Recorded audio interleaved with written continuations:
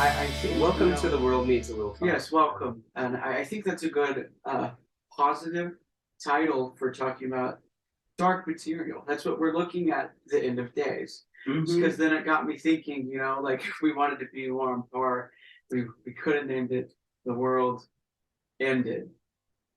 A lot. Because they're all stories about the world ending. Yes, yeah. Well, I've been calling it, I think I've told you this, I've been calling it The End of the World Needs a Little Talk. Oh, yeah. I've been thinking of it that way, so yeah. No, maybe we do a switch. The end of the world needs a little talk. Or maybe that's the segment we're currently on. Who knows what we could end up talking about? Who knows? Yeah. Okay. Yeah. But random thought I had. I think it's good. It is funny. So we're doing this because you asked to do this. So it's your fault. It is my fault. It's not. I typically probably wouldn't choose to read end of the world things. Well, no, I could broaden your horizon. You certainly have broadened my horizons. I probably would never have picked up Watchmen or Good Omens. And you probably would have put off the Lord of the World for another You're 20 right. years. No, that's true. That's true. Or I don't know if I would have ever watched The Omen again. So yeah, no, it's been good. Yeah. So, even though I haven't been enthusiastic about every single thing, it has been good. Good. Yeah.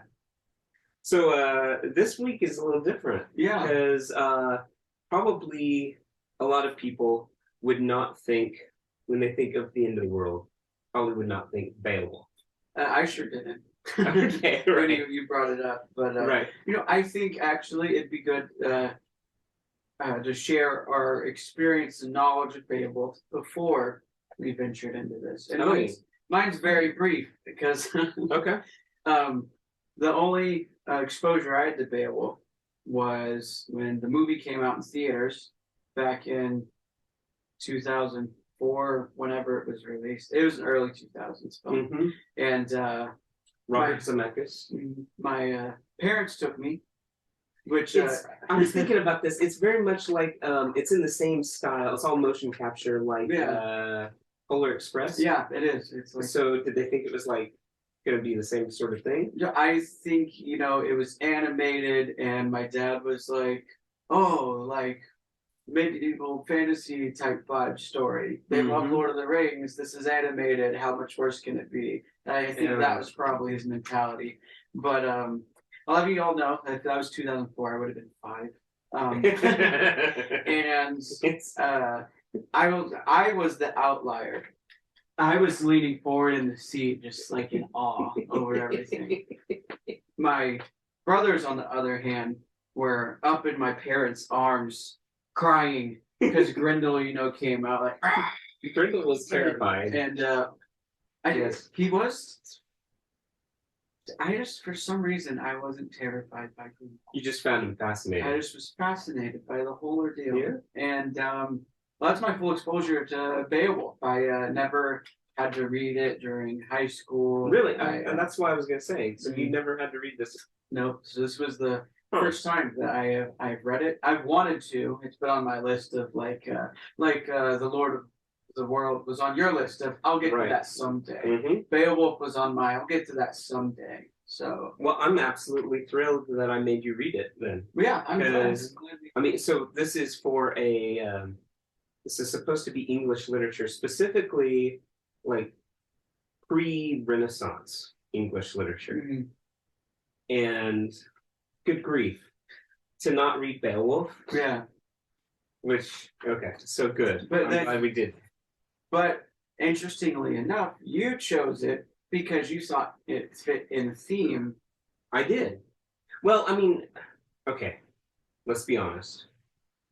So we got through the things that you wanted to read. Yeah. And then I was thinking, okay, what else are we going to do?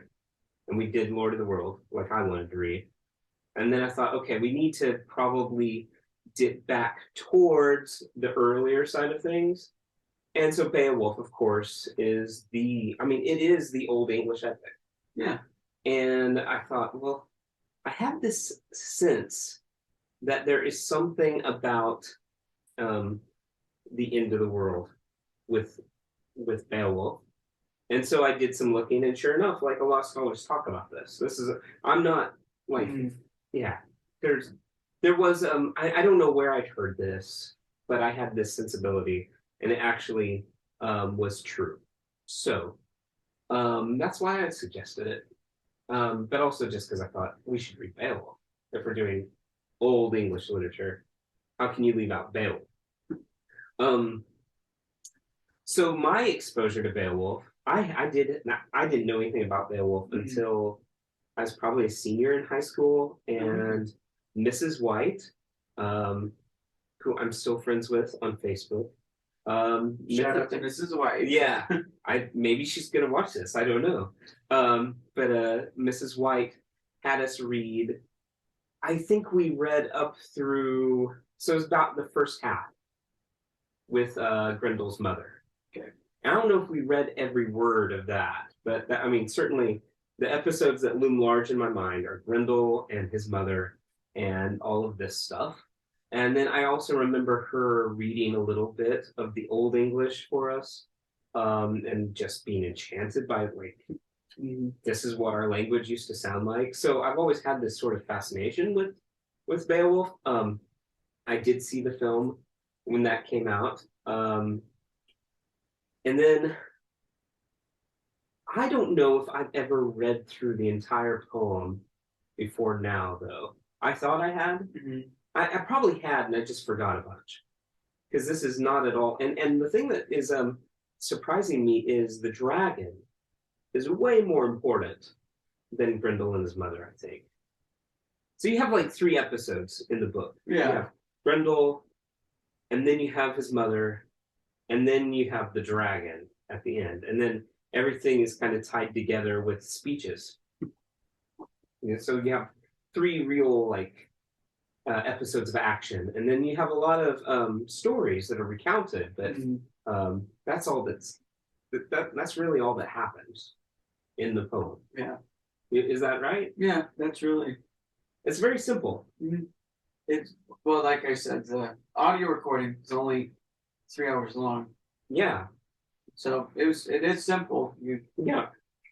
And yet it's kind of like one of those medieval tapestries where you look at it at first glance and you're like, oh, okay, this is a depiction of a battle. And then you start looking at all the details in it and you realize, oh, there's a lot going on here besides just people fighting.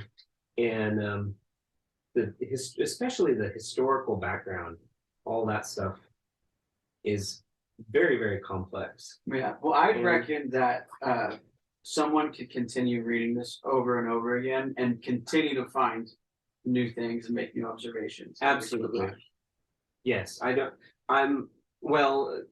found myself, as I got done with it this morning, thinking, I wish I could read this about 3 times more before we do the podcast. Because I'm trying to wrap my head, like, because it just throws out names kind of at random. And you're like, and the people back then knew who these people were. So the translation I'm using is probably not the best translation out there, but I love J.R.R. Tolkien, so I've been using Tolkien's translation. And his commentary, I mean, there's all kinds of places where he says, this is obvious that the people who read this back then knew who these people were, and we just don't. Yeah. There are certain things. Oh, a great example. Okay, there's a couple references made to Ingeld. You remember him? He's the one that Beowulf prophesies when he comes back home to the gates. He prophesies that Ingeld is going to wind up destroying Harald, the Hrothgar's golden hall. He's going to burn it down. And he's just kind of like, that's it. Doesn't really, this is going to happen. And then, so Tolkien has, he mentions that actually Anselm, Alcuin, it was Alcuin, who I think he's a saint. He's at least a blessed. Alcuin mentions, he was an English monk. He mentions this, he complains that the monks in England instead of reading scripture, are singing songs about Ingild. So this is something that people back then, like they knew, this kind of. but all that was lost, I guess, to the Norman conquest, which is why Tolkien hates French people. Anyway, things like that. Yeah. So when reading that, because you keep looking at the commentary, I haven't read the commentary through. Yeah, but you've a couple places referenced it. Yeah. So when you're reading the actual poem, does it tell you like, oh, this reference this page for the commentary? Yeah. Okay, cool. He's got he doesn't do it page by page. Mm-hmm. He does it like by lines. So for instance, I just turned randomly this page 302. It says 1393. So line 1393, a mighty sword and old. And then he gives the Old English actually. Elsword Yachen, I think. My Old English is not very good. You said that nice. Yeah, it sounds right, even if I didn't believe. Yeah, anyway. And then he gives a little paragraph. So it's kind of like reading a commentary on scripture, verse by verse. Yeah, so it's actually been very helpful. Good. Yeah, that's my thing. I wish that there's points where I was like, when listening to it, that I could just pause and go and like, oh, figure this out, do quick research, or have some kind of reference. But sometimes it helps, and sometimes it doesn't. I've noticed. Yeah, but a lot of this was lost. The internet can't even find it. So it's true. Yeah, it's out of the ken of Google, beyond the ken of Google. So yeah, it's some of this is pretty obscure stuff, and there are just so many names. I mentioned this when we were talking on Tuesday. One of the things I can see now, having read this, is how Tolkien's really borrowing from this, because it creates a historical depth to the poem. So these little, like all the name dropping and everything, and just little random references, you have a sense that this is about a historical people. These were real people and they're part of a real history. And so Tolkien does that, of course, in The Lord of the Rings by creating the Silmarillion as a backdrop. Yeah. The Lord of the Rings, Silmarillion, I love the Silmarillion. The Silmarillion is not as great as Lord of the Rings. But you couldn't have Lord of the Rings without this history that he'd written, which is the Silmarillion. And there's similar things going on. Yeah, well, unlike in the Lord of the Rings, the random songs are just it's the same thing. It's like, here's this random name, a little bit of stuff, and it's like it's just this backfeed for building this world. And in this case, most of these were actual people that they're referencing. Probably, yeah. I think so. There's a good possibility that a lot of the names that show up here are historical personages. Even Hrothgar, I think most people think was a historical person. I'm not sure about Beowulf, but yes, I think a lot of the people in here. Yeah. Well, Beowulf, we were talking. Is probably in the original myth that we don't have. We were saying he's probably some form of a demigod, like Odin or somebody else probably had an affair, and Beowulf was an offshoot. Because at least a grandson or something. Yeah, or something. Because clearly we're being told that this is a man. This is just a very strong, awesome man. Yes, and very strong, very awesome. But and then he goes and does these feats, and you're like, no. A man doesn't do those things. Right. That's at like 80 years old. Yeah, that's another thing is he's got to be at least 80. We said he could be older. He could be, yeah. But he's got to be at least 80, and then he's just battling a dragon by himself and wins. He wins. I mean, they both fall, but he wins. That's right. I mean, he gets a little help from his friends. Yeah, from one friend. Is it? Oh, what's the guy's name? Wiglaf? Is that his name? Again, too many names. I couldn't tell you. I'm really embarrassed. Wiglaf, yes. Wiglaf, son of Wistan. Yeah, so Wiglaf comes to help him out, but he gives all the credit to Beowulf, which also is interesting. Like he doesn't like Beowulf doesn't shy away from taking all of the glory. He does not. Well, or all the gold either. Or all the gold. And everyone else is like they all kind of kowtow to him, including Wiglaf. Like he helps kill the dragon, but he gives all the glory to Beowulf, even after he's dead. Yeah. Not me. That's our Beowulf out there. That's right. So so that brings up this interesting thing. This really fascinates me. You have very few references to the pagan origin of the story. So the poet, tells us, he lets us know that these people are not Christians. This has happened before these people have been evangelized. And, the Scandinavians were among the last Europeans to be evangelized. So long after the rest of Europe. And that's part of the reason the Vikings kept raiding. But anyway, so you have on the one hand, these people are all pagans, and they're all enthralled to the demons and things like this. And yet he has taken this old story and he's baptized it, and it's just full of Christian meaning. And then basically they all sound like Christians. They're all well, even making the myth align with Christian beliefs, being now Grendel's the descendant of King. You get this gets put into a biblical framework. It's not just Christian, it's biblical. So what the poet has done he's taken Scandinavian mythology and he's kind of fused it with biblical mythology, really. Like that part of the Bible is all this weird, more speculative, even mythological. So the story of Cain and Abel and everything up through the flood is really kind of prehistorical. And that is where they go time and time again. So we don't get any reference to Christ, really. Although I think Beowulf is a Christ figure. I was going to say. It's not like anti-gospel. It's just the part of the Bible that's really interested in. I'm saying two parts.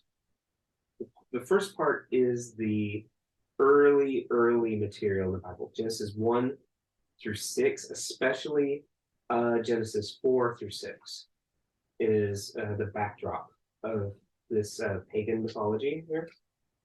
And then also the traditions, not so much Revelation, but certainly the traditions about the end of the world, Judgment Day, looms large in Beowulf. So now this kind of gets to why I think this is a perfect text for us to read in this series of end of the world texts. And I'll try to explain this. You mind if I speak for a little bit? Go ahead, then. Okay, I'm okay. Because sometimes I get to jabbering, and feel free to interrupt. If I have questions. Good. Okay, so biblical scholars, this goes back to a German scholar named Gunkel, I think. Hermann Gunkel was the first to do this. Isn't that a great name, Gunkel? So Gunkel, he actually wrote a book on this. I think it was called Endzeit und Endzeit. So end time and beginning time. I think that's the title of the book. It's been a while since I know I read it a long time ago, or parts of it at least. But the whole idea is that creation narratives and end of the world narratives are intimately related to each other. And in mythology, what you'll notice is a lot of the same characters, same themes, same stuff that all shows up again at the end of of time.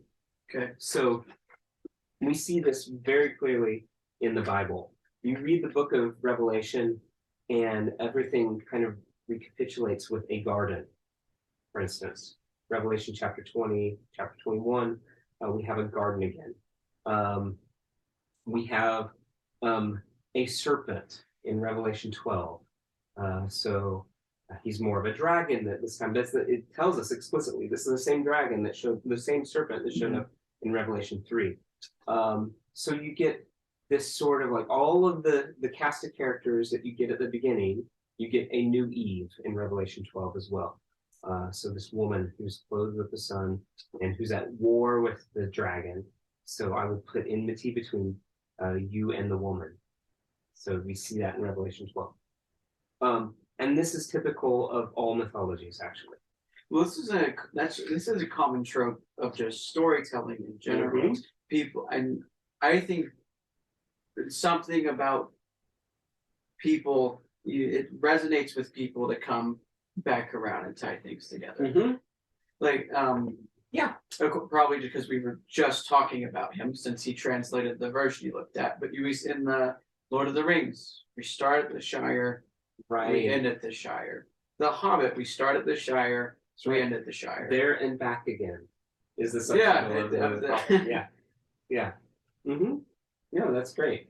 Yeah, so it's interesting because in those books you have a single author. In those, like in the movies and things you're talking about, there you have a single author, and you can see like that's just good storytelling.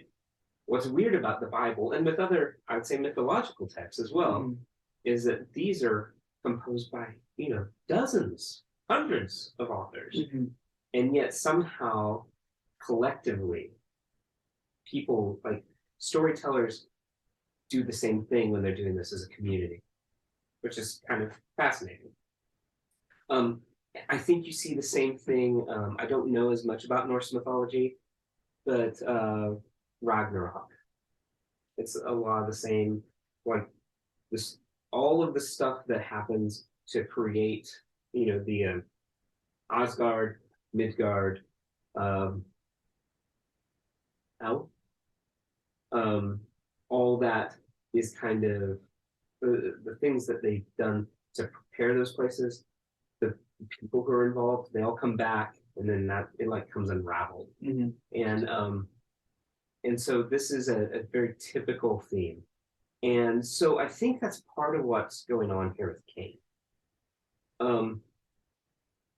We've talked about this before. There's this other story that Christians don't tell so much today about an origin of demons and monsters, which it has to do with the flood. So the line of Cain, then, it's a little different here, but according to Genesis 6, you have these angels who they fall in love with the daughters of men, the Cainite line. And so then you get these angel human hybrids who are the Nephilim, these monsters, and the giants. And did you notice how many references to giants there are here? Well, and a lot of the times it'll say in the other creatures of the world, but giants specifically, yes. And then talked about at one point he wields or looks at a sword, and they're like, you can tell this was a sword of giants. Like, well, that's what he kills the dragon with. Oh yeah, that's why they introduced that sword. Yeah, so his sword won't do a damn thing to the dragon. He needs a special sword, and luckily there on the wall of the cave is a giant sword. And so all of these, it's also in Grendel and his mother's den, all the treasure that they've got. There's this sort of, all that stuff is from this antediluvian world. This idea that there were people here that had this great civilization long before we were here, and there were giants among them. And they left behind their stuff. And so I think part of what you have going on here as Beowulf is about to exit his life, he takes up this sword that is from this lost world, and he puts to death the dragon. And of course, even I think in Norse mythology, dragons are associated like with the unknown. They're part of this they're in this world, but they're not really of this world. And like the Midgard serpent. Yeah, we were pointing this out the other day that just as you're reading it, even tonally, it feels as if it's telling the story. This dragon's the Midgard serpent, and then Beowulf's the hero, the chosen one who has to then vanquish the serpent. Yes, for everyone else to then for his society. Yeah. The dragon is a threat to the world, and so he has to put it to death. And the only thing that'll kill this dragon, who comes from, I think, this ancient lost world, the only thing that can kill him is a weapon from that world. I think is part of what you see going on there. Yeah. Well, then we also talked about how when we were mentioning this a little bit ago, from when you're saying again, serpent, and there's a new serpent.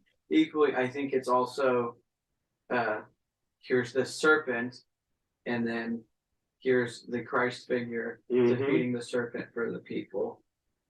Absolutely. I got really strong Heroine of Hell vibes this time as I read it. Do you know the story? Please elaborate. Okay, so this is what Catholics and Orthodox Christians on Holy Saturday. So a week ago last Saturday, we were observing like an Easter vigil.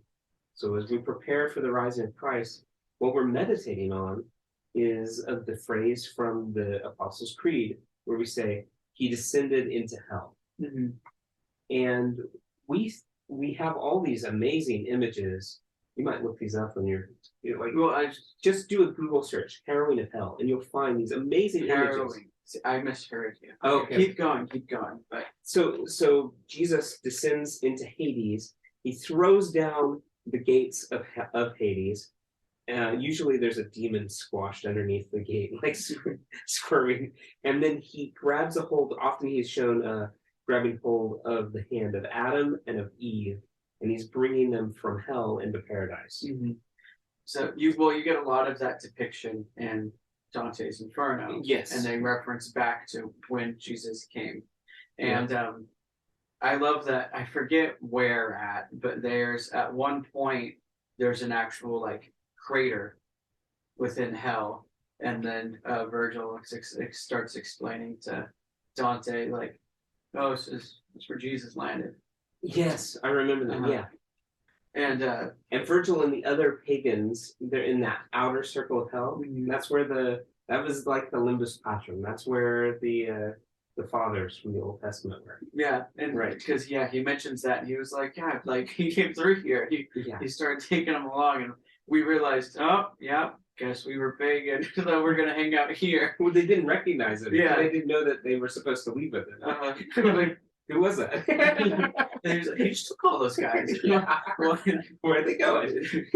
Yeah, because the other thing about them is like the outer circle of hell ain't that bad.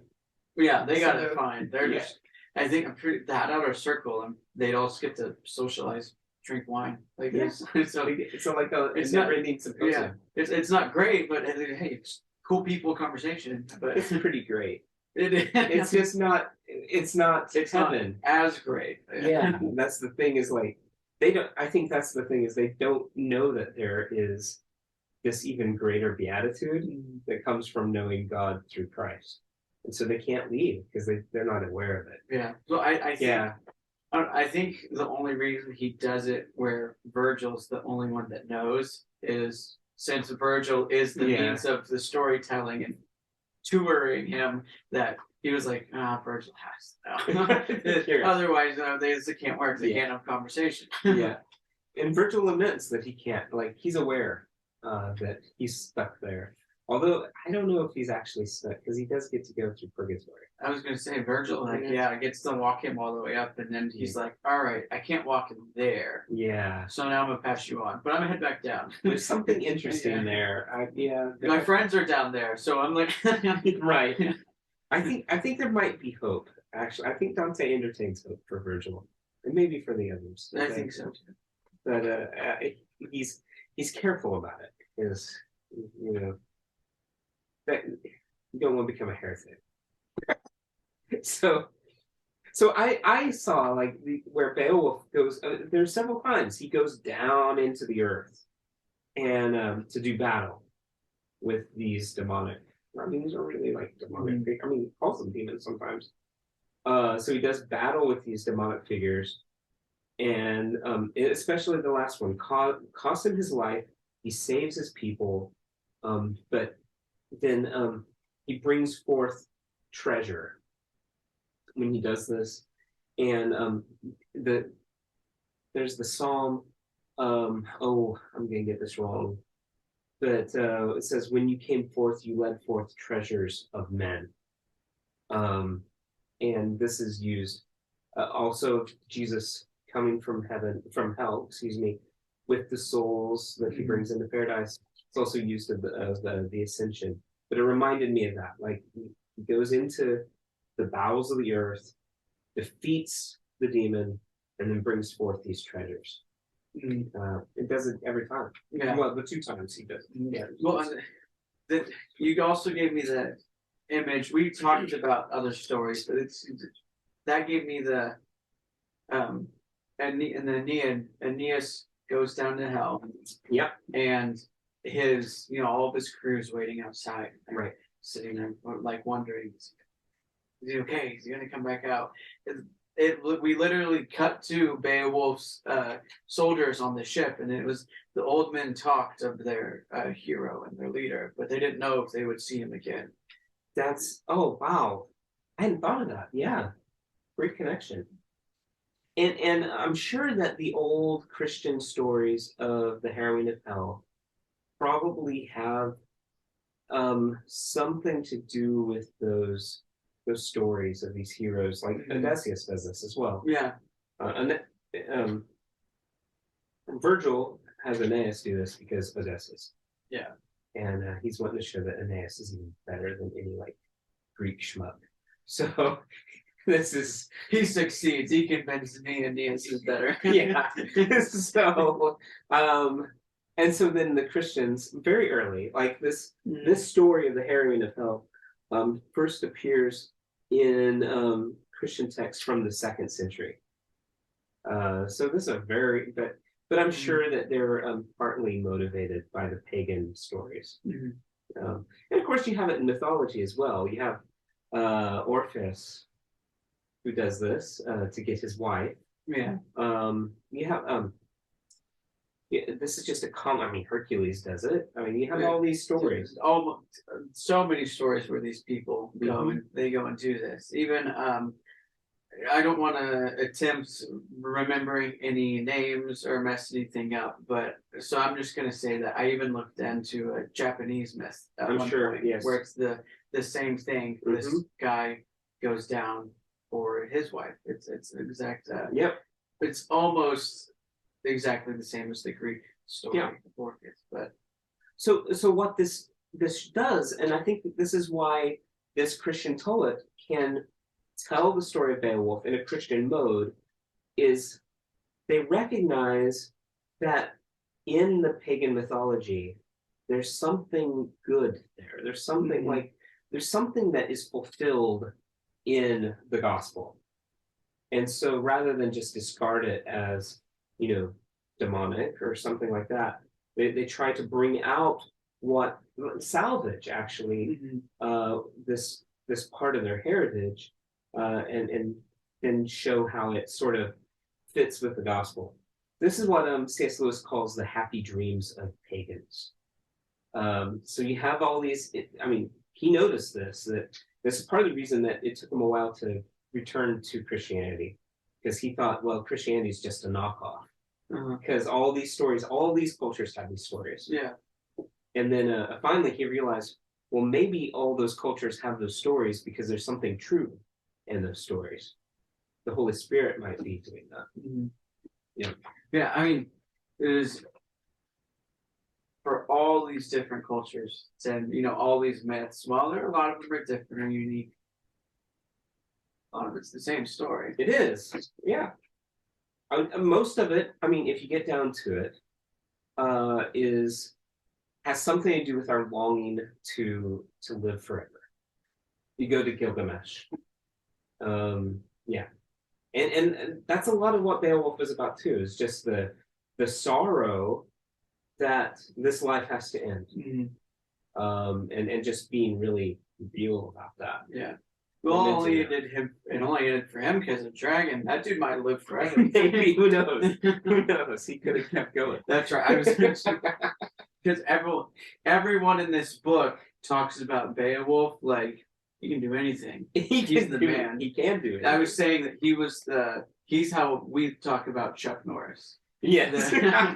Everyone back then was like always talking about Beowulf. Like he was when Beowulf jumps into cold water, it gets hot.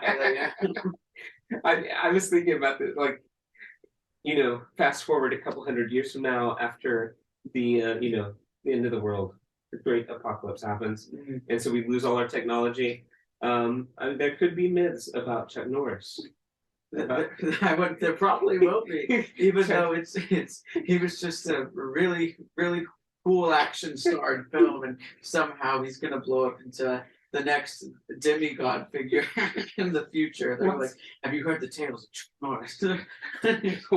Walker, Texas Ranger. Yeah, he got killed, and he went to hell, and he kicked Satan's ass, and then he came back, and then he walked out. He walked out of hell on his own 2 feet. So anyway, yeah. So into the world stuff. The thing that the prevalent theme. So this is a different kind of end of the world. This is not so much. It's not Watchmen into the world. We're not talking about nuclear weapons. We're not talking about. There's no Antichrist figure in here. Although I think the dragon is kind of a Satan figure. Yeah. But the end of the world stuff in here is much more personal. And this is why I like it. Because we're not talking about like some conspiracy theory. We're not talking about, some global devastation. We're talking about the fact that each and every one of us is going to experience a personal end to our personal world. And we're going to have to stand in judgment. And that runs from the beginning of the poem to the end. This is the pervasive, I would say, backdrop. And then there's also a little less personal, but it's still very local. The idea that all good experiences of living in community, all civilizations, not like big civilizations, but like towns, eventually they're going to disappear too. Well, and for them, it's their world, their culture. This is coming to an end. Yeah, there are existential threats, and you can hold them back for a while. You have a king like Beowulf, and he can kill your dragons, but now he's gone. I mean, this is literally how the poem ends. Did you notice this? It's Wiglaf. He prophesies like Beowulf prophesied over. He'd been at Harrow with Hrothgar and everything. He comes back and he tells his family what he saw there, and he says, and then Ingolf's going to come and he's going to burn the place down. The place is destined for flames, right? And then Wiglaf, he says the same thing. He's like, now that Beowulf, Harrow's already been burned down, but now Beowulf is gone. Now all of our enemies are going to come and attack us, and there's not anything we can do about it. Did you? It's really somber. Very, yeah, but I'll make it less somber. Okay, I'll make it less somber by just joking. I mean, here's a good place for a joke. If Chuck Norris died, don't we think that all the big nations of the world would say, finally, America is a free target? Well, I did, okay. You know what I thought of as I got to the end of this? I was so mad. I was like, damn you, Austin Schwartz. Because I thought, this is just like Dr. Manhattan.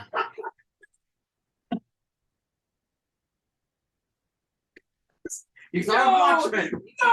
Everything would make you think of a Watchmen now. Even Beowulf made you No. think of the Watchmen. But it is. It's the same thing. It's the same. I want Dietrich to remember this moment. I mean, Beowulf's out of the way, and now like they're exposed. Mm-hmm. Yeah, it's You're right though. That's exactly what it was. Dr. Manhattan was out of the way, so then yeah. He goes to Mars. like they're exposed. Yeah, and that's kind of the ending. I think there is a string of hope in this. Mm-hmm. So it's pessimistic but hopeful. So there's no hope in trying to preserve this place. Enemies are going to come, they're going to destroy it. They're going to burn down your golden hall. There's no hope in trying to prolong your life. It's really poignant to me when Wiglaf, he scolds the people, curses the soldiers who don't go to fight with him, to fight the dragon, because they're cowards. And he says, Beowulf gave you all of these beautiful weapons. And then when it came time to use them, you cast them away and you ran into the woods. So the purpose of this life, the purpose of the gifts that we're given is to do battle and to fall in battle. It reminds me again of Tolkien's idea of the long defeat. Do you know about this? Mm-hmm. So, I mean, do you know what happens at the end of The Lord of the Rings? I haven't got there yet, but I know the Skyrim of the Shire, and then besides that, I don't know what's entirely different from in the film. It's they hop on the boat and they go away to heaven. The novel, yeah, the Great Havens. So the novel and the film both have a happy ending. The happy ending in the novel is much more subdued. And it's because of things Galadriel says earlier in the novel. I mean, you may have heard this. Like, she says that we're just kind of holding back the darkness for a while. And so when they destroy the ring, they hold it back a little bit. But there's a sense that eventually it's going to fall apart. Tolkien left unfinished. This was published in some of the material his son published later. He started a sequel to The Lord of the Rings. And in it, the offspring, like the descendants of Aragorn and Arwen, they get their jollies by hunting hobbits. I'm sorry. Yeah, that's why it never got published. I mean, like, no one wants to read that. What?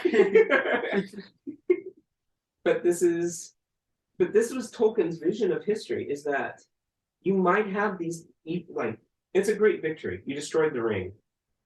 But Sauron or Morgoth or somebody is going to come around and they're going to screw everything up again. There's always going to be a returning darkness. There is, until the end. There will be a victory.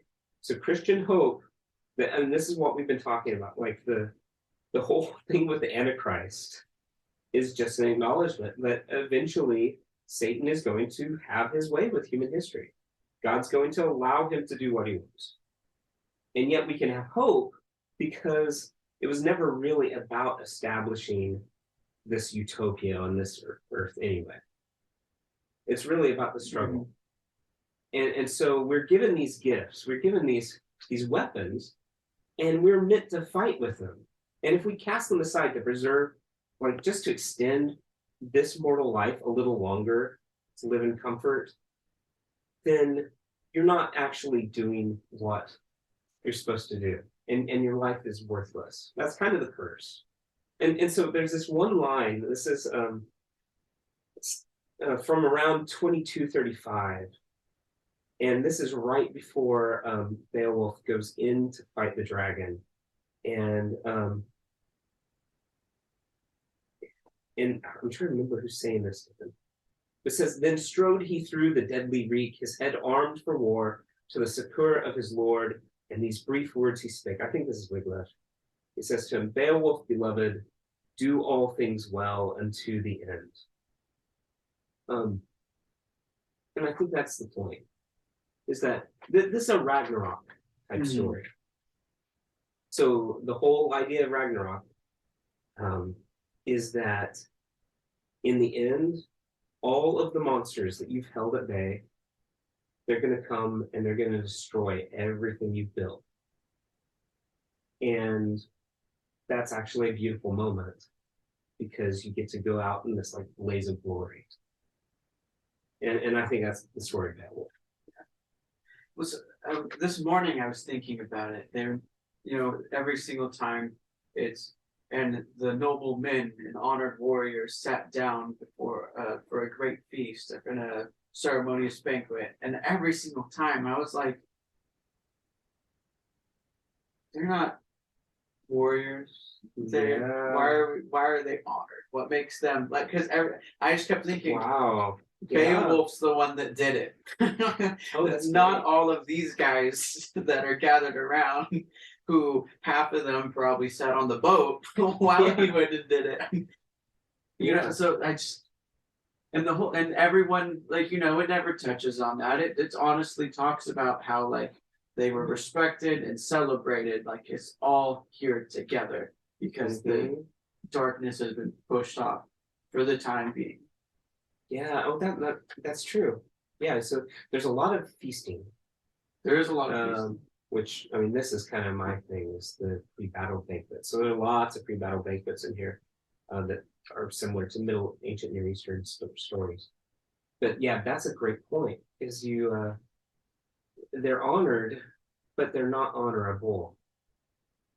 That's good. Yeah. They're honored because the king bestows these graces on them.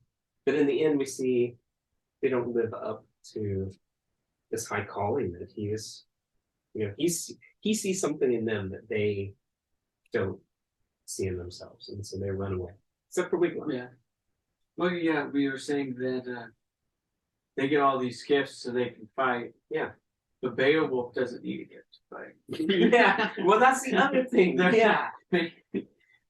But I was making another joke, but no, if you guys have seen the movie, when Beowulf's getting ready to fight Grendel, he starts taking off his clothes, and everyone's like, "Well, Beowulf, what are you doing?" And he was like, "This beast does not, bear the clothes that we do. He doesn't fight with arms, so I'm gonna fight him at an equal level." And we're like, "That's Beowulf right there, even fighting with honor among beasts." But completely naked. In the book, he doesn't fight naked. Yeah. But what it does say is, since he fights unarmed, that I will fight unarmed. So he does not use weapons in his brawl against Grendel. It's not just Grendel. I've noted. Okay, this surprised me this time. When he fights Grendel's mother, he winds up killing her with a sword. Mm-hmm. But most of the time they're fighting. Yeah, he starts off with a sword, and it doesn't do anything to her. Again, it's like somebody loans him the sword, and he's like, "Okay, thanks," and he takes it, and it's completely useless. And then later he's like, "Thanks for the sword," and doesn't tell him there's a piece of crap. Yeah. Anyway, your gift sucks. So he comes in there, and he hits. I think it's on her head, right? And it doesn't do it. And just made her mad. Just pissed her off. And so, yeah, he winds up well, that's not gonna work, so I'm gonna use my bare hands. So he fights her and winds up killing her, I think, with a dagger. And I'm like, what? He does use a weapon in it. Yeah, but to finish her, which then makes you go, how did it work on her? But I think it's this overcoming that he was able to do it. Now she's weak. I don't know. Something like that. But most people, if they go whack somebody and their sword bounces off, they think, "Oh, I'm so screwed. I know. I'm gonna fucking die." I know. But not Beowulf. He says, "Oh, I can't do it with iron. Ching, guessing we have to use these. And he just comes in. He's freaking Chuck Norris. Yeah. Yes. I wrote somewhere, like I said, what is Beowulf's problem with swords? Like, yeah, what's the deal with Beowulf eschewing weapons? Yeah. He's what is this thing? He's like, oh, this is where he's talking about what he did with the Frisian king. This is another one. He's recounting like when he fights with in no wise might he bring that fair wrought ornament of the breast unto the Frisian king. Nay, he fell in battle, the keeper of their banner, that prince in his pride. No sword edge was his slayer, but warrior's gripe it was that quenched his beating heart, crushing his frame of bones. So Beowulf here is talking about how he killed this guy. Beowulf's an animal. Like, oh no, he threw down the sword. And then the dragon, it's the same thing. He goes in there, hits the dragon, he's like, oh, that didn't work. This is his thing. He's like, swords are stupid. It's always in the hands. So yeah, that's one of the things. Yeah, I don't know exactly what's going on there, to tell you the truth. It's definitely a trope. Yeah, well, I'm trying to make some kind of connection. But you can't say the classic right off the pins mightier than the sword because Beowulf's not a writer. The fists are mightier. It's not true. He doesn't like beat it. He's like throttling them. He's like crushing them with his hands. Well, that's the very beginning when Grendel beats the guy, and then he comes over above Beowulf, and he extends his arm, and then it says Beowulf turns and like catches his arm, and it even said Grendel felt fear as he felt the most powerful grip that ever in all of the world existed hoist upon his hand. I was like, that is a strong grip. No wonder this guy does not use swords. That's right. But I can tell you, no one ever knocked the sword out of his hand. He gripped that. That's right. Yeah, it's so part of it has to be the whole thing that these are monsters that human weapons will not work on. So you have to have like human hands. Well, like Beowulf's hands. A strong grip. Do Beowulf's hands count as human hands though? That's true. No, that's the point. Yeah, but I think you're right. But then also, but why the Frisian king? I don't know. Well, that's again probably something that they all got. They were like, that's probably the Frisian king, and we're like, some of them.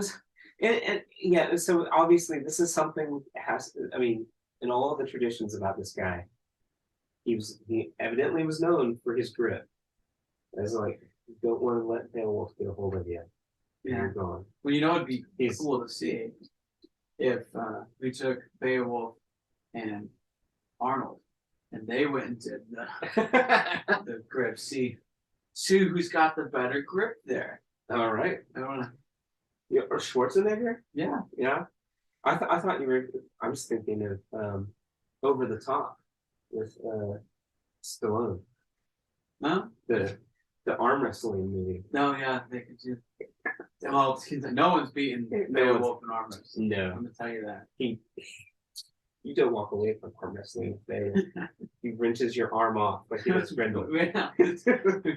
Honestly, the grip I imagined them in, like I imagined Beowulf, sitting up from his chair and then probably catching him, and what would be an arm wrestling grip right here, like they're just, and then like Grendel's just like. But he never lets go of him. Never lets go. Well, what else? It's about time for me to go. All right. What else needs to be said? We cover everything we talked about. Looks like about a lot of We did.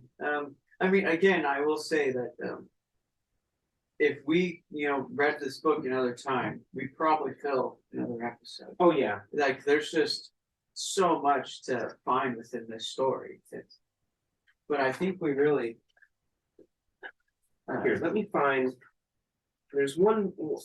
Okay, so to.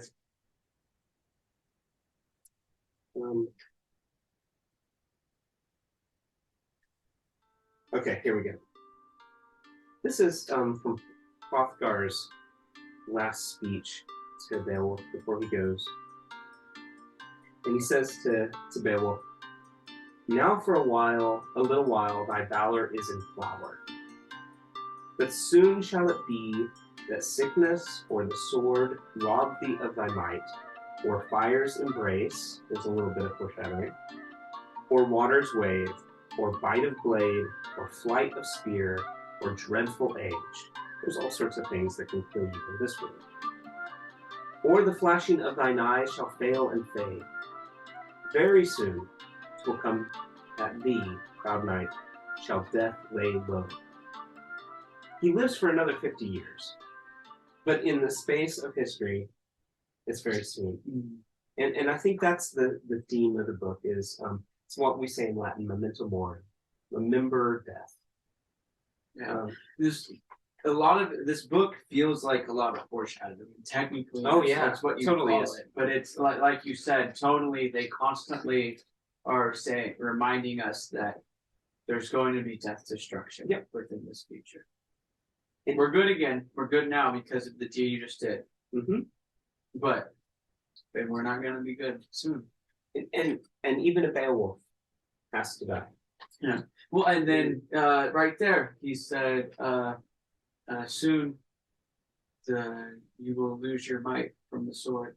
Mm-hmm. And it's true. We saw as these tried to swing, the sword wasn't mighty anymore. That's right. But he still. That's right. Don't trust in sword. I do remember. Why do we think that we have such praise of this hero, this Christ-like figure, and then throughout the whole story, we're getting that he's very pompous, very proud. Yeah. Why? He's got a big head. Well, okay, so this is part of the epic thing. Yeah. So it's not bragging that's true. I think that's the idea.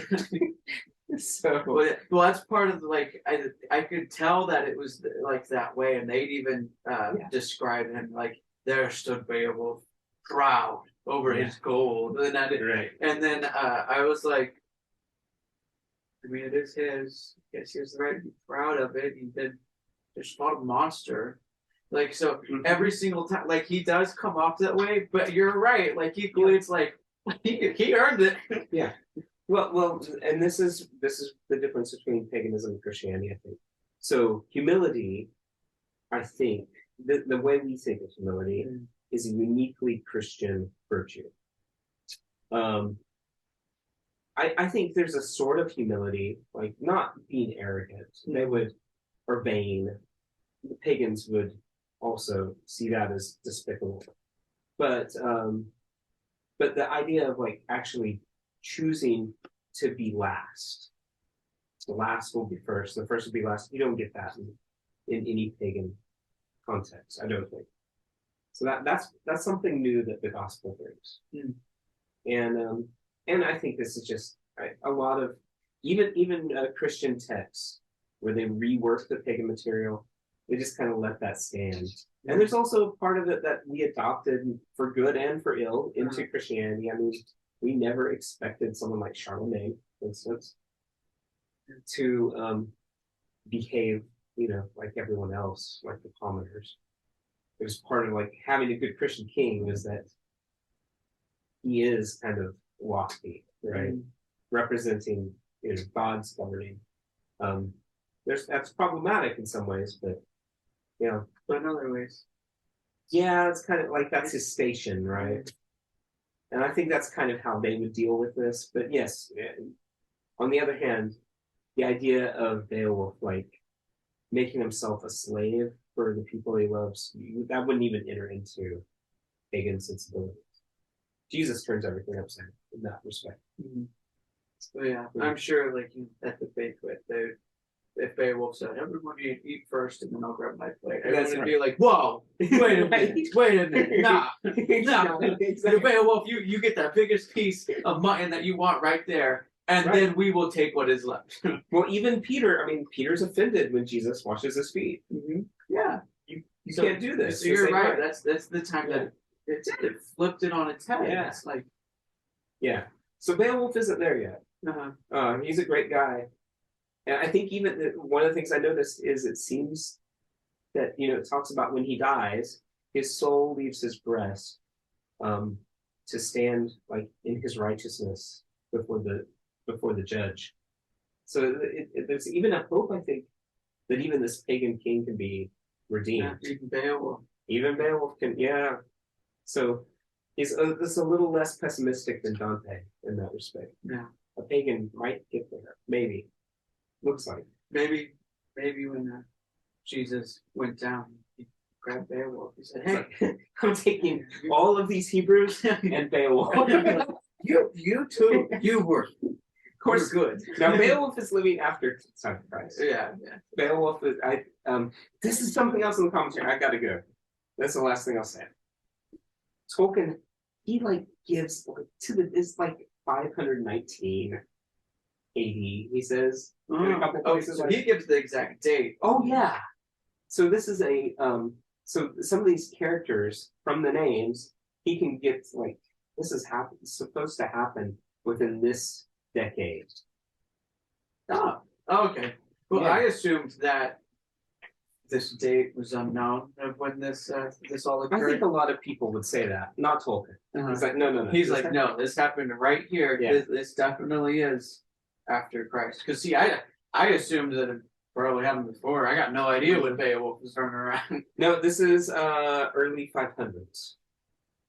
But still pre-Christian because the gospel just hadn't gotten to Denmark. Yeah.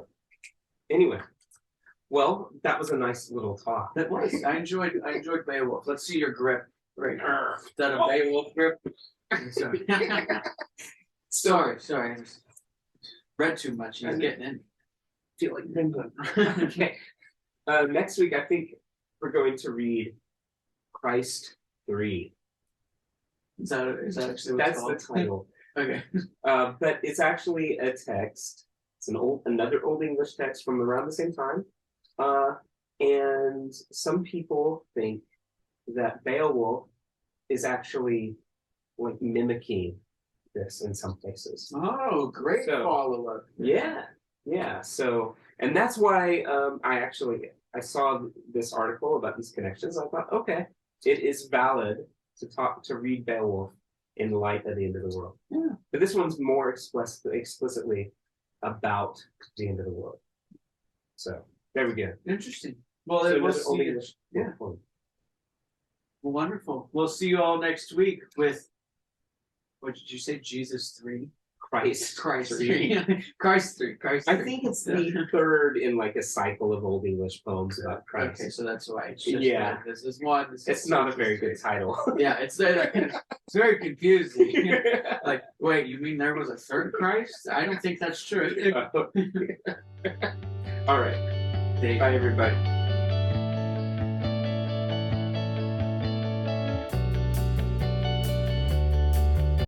Okay, I gotta go.